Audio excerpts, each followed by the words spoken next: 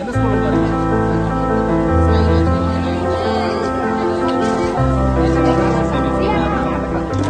ஐயா மேம் போங்க, நீங்க உள்ள போங்க. போங்க மேம்.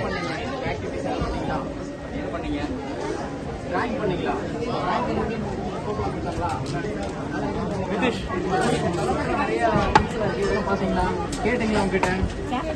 தெரிஞ்சுக்கிட்டீங்களா? எப்படி நல்லா சந்தோஷமா இருக்கா? நல்லா படிக்கிறீங்களா? ஓகே. இல்லம் தேடி கல்விக்கு நீங்க போறீங்களா? அந்த ஸ்கூல்ல ஸ்கூல்ல இருக்கீங்களா? போறீங்களா? இல்லம் தேடி கல்வி போறீங்க. ஏன் உங்களுக்கு தூரமா இருக்குங்களாங்க? ஸ்கூல்குள்ளே தானே இருக்கு. ஓகே ஓகே, கண்டினியூஸா ஃபாலோ பண்ணுங்க. ஓகேங்களா? வாழ்த்துக்கள்.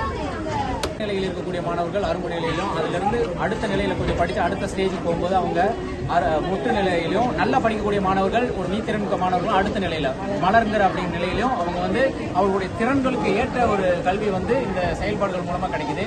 அது மட்டும் இல்லாம செயல்பாடுகளுக்கு என்று ஆசிரியர் கையேடு, மாணவர் கையேடு, பயிற்சி புத்தகம் இதெல்லாம் கொடுக்கறதுனால இந்த கற்றல் கற்பித்தல் ரெண்டு செயலுமே ரொம்ப சைமல்டேனியஸா ரொம்ப ரேப்பிடா போயிட்டு இருக்கு. இதனால மாணவர்கள் ரொம்ப ஆர்வமா படிக்கிறாங்க. அவங்களுடைய அந்த கற்றல் விகிதத்தையும் பார்த்தாலே நமக்கு கண்கூடாவே தெரியுது, ரொம்ப ஸ்பீடாக இருக்கு.